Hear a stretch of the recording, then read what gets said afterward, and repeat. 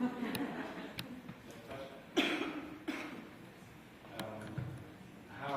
there's many different facets to that question. Is it about getting consensus or getting consistency in language? I think consistency for an electronic calculator across the different divisions. Yeah, I think consistency is there actually. I think we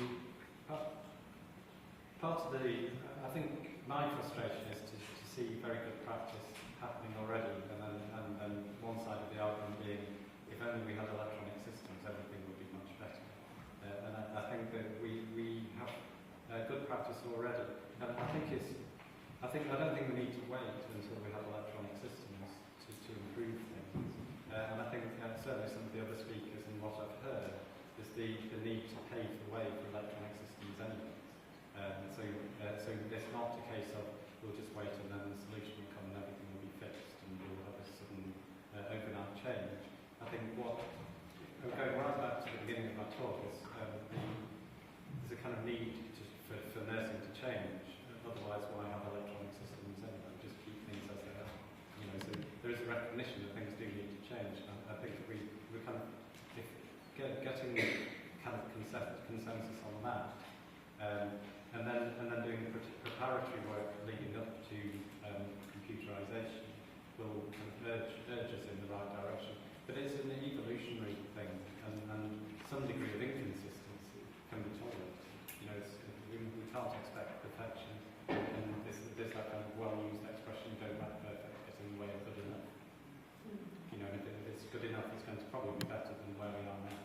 So, I think we do have this very high expectations of computers that they're going to, particularly around security, for example. We expect them to be hyper secure and containing everything in secret. Whereas I can guarantee I can go into a hospital now and look at somebody's record. I can just go and look at it and walk onto the wall and look at it. Which is the most absurd double standards. So I think I'm kind of quite trusting in things taking their course. And I think if we as a profession recognise that there is a need to change and buy into that, then I think other things will come as a result. Very much. Any other questions? Question here, Jackie? It's not so much, well, maybe it is a question. I just think we need to kind of separate out the various things that we are doing. I think it's fantastic that we're doing it. I think the whole use of a standardised nursing language is one aspect. Then the electronic patient record is another aspect. A model of nursing is something different. That we really need to separate out and then bring the things together. And I really do think it's the patient care and it's the nursing that should be driving this rather than the electronic record. I don't know, something else that you would like to comment on. I don't know. I agree with you because I think I get a little bit concerned when people get really excited about the technology, because for me it's about the concepts and independent technology and the design brief, and that's, if we get this right, as I said this morning, we have a great potential to influence health and social care going forward, and to be brave and confident that we can do that and put the time in now is really important. And I think it's great that we have this day today because it brings us together and we know a little bit more about each other too. Very much. Another question? I suppose I may ask the question. We've set out, I suppose, the space today and the dilemmas and the various aspects, and I think, Jackie, you alluded to it, there are separate, discrete elements to this work, and yet there is a major kind of congruence between them. So I suppose my question is really, where do we start? There's a lot of information, there's a lot of really good practice. I'd like to get this moving, and I think it's something that will be happening without a doubt over the next 5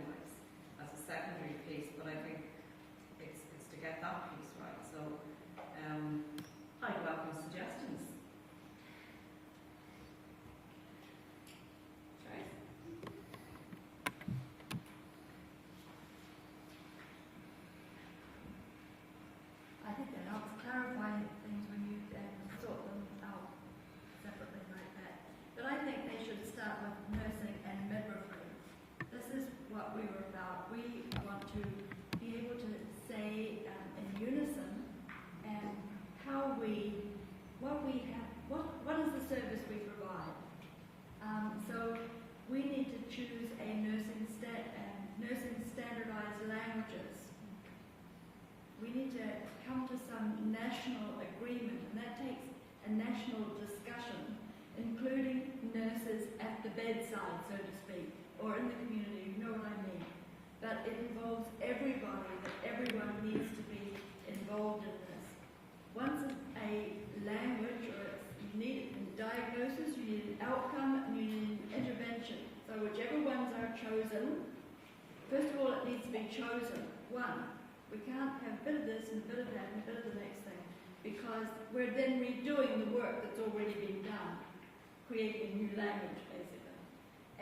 So once that's been decided on, there are a number of steps to that, because nurses then have to discuss how they're going to implement that language. We live in a particular culture. We have a certain way of speaking and expressing ideas, and whatever language is chosen, they have to reflect that and have to be modified so that fits. For example, the example that I used this morning, non-compliance, that is not on. Everywhere else uses that because it's used in the research, in the literature, so it's been taken up. It's non-adherence to a schedule, in this case, medication schedule. So there are things like that, and there are a number of modifications. There are certain things that you can kind of put together, and for instance, risk for aspirations and swallowing. There are various things like that. But it's nurses and midwives that have to decide in the whole suite of language which ones they're going to use in this country. Maybe all of them are going to be up for grabs. And then on different levels, nurses and midwives need to choose which ones they want to use in their particular practice areas. So that all takes a discussion. And I think they need to be modified. But not too much, because if you modify, for example, a diagnosis or an intervention or an outcome too much, you lose its research base. So you always have to keep your eye on the ball and keep it. We are nurses and midwives. We are professionally responsible to say to the public, this is what we provide for you. And these are the languages in which we do it. And we make that decision. And then it has to be done as a group. And then we look at the other things like the electronic record. Anything can be fitted into an electronic record as long as it has the SNOMED thingies attached to it and all that. That's my answer. Thank you very much. Thank you.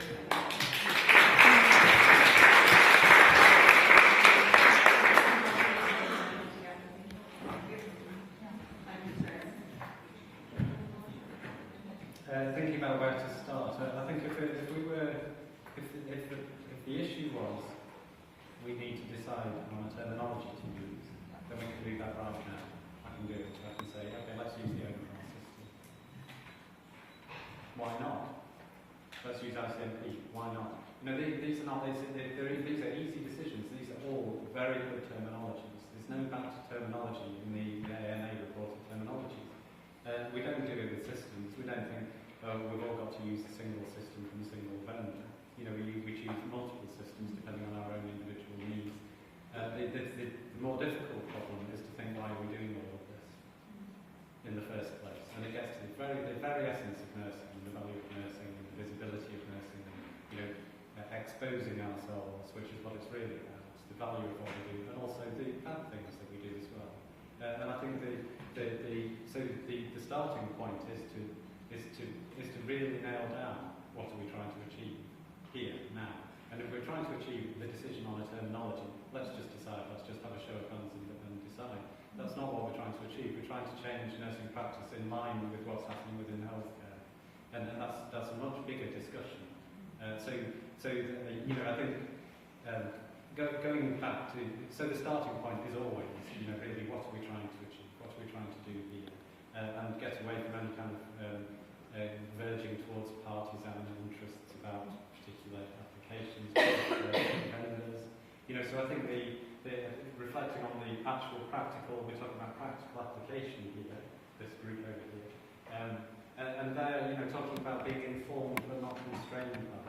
I think that's really wonderful, and it really speaks to kind of standardisation, my view of standards, which is to not to comply, not to conform, not to, you know, we talk about non-compliance, a terrible word, not to have to comply, not to have to conform, but this kind of, some kind of uniformity that means that we can actually share our information. You know, we can actually spot areas of really good practice, areas of really bad practice, and do something about addressing that variability.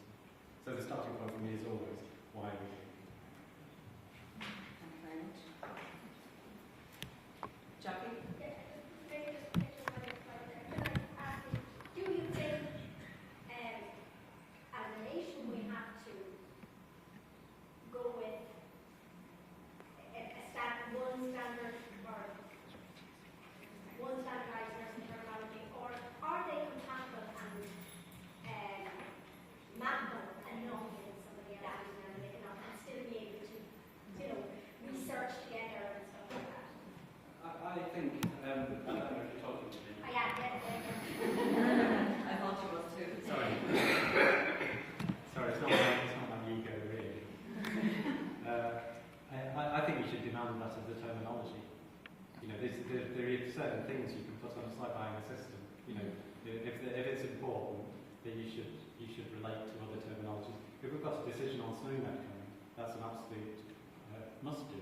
Otherwise. And the data dictionary. You know, there is an actual must do, because actually, if we're talking about the visibility of nursing, if you're not represented in national data sets, you are invisible. You know, you are getting, there's nothing much you can do about it. So put demands on terminology developers and ask, you know, they're rather vague, the nice fluffy criteria that I put up, they're really important. And they're things that you can actually have a discussion with the terminology developers about. So we're talking very theoretically about terminologies here. I think we can be much more applied now. You know, demand to see where they've been applied in practice and demonstrated improvements in care. Well, very few can do that. We talk about evidence base for terminologies. Very few can say, well, there's this one site where they use this terminology and they can demonstrate how they missed a risk for a condition, and as a result of that. Improvement in documentation, there isn't much to show improvement in practices. There's not much literature. There are sites that you can go and you can have a look and you can see.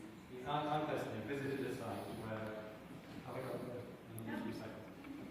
So we were talking about gaps in practice, and I heard it coming out of group 3, gaps in practice.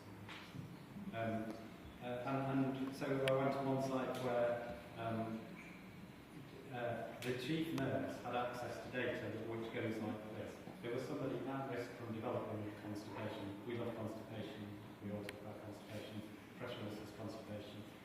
So it was actually constipation. So at risk of constipation. And there was no intervention associated with that diagnosis.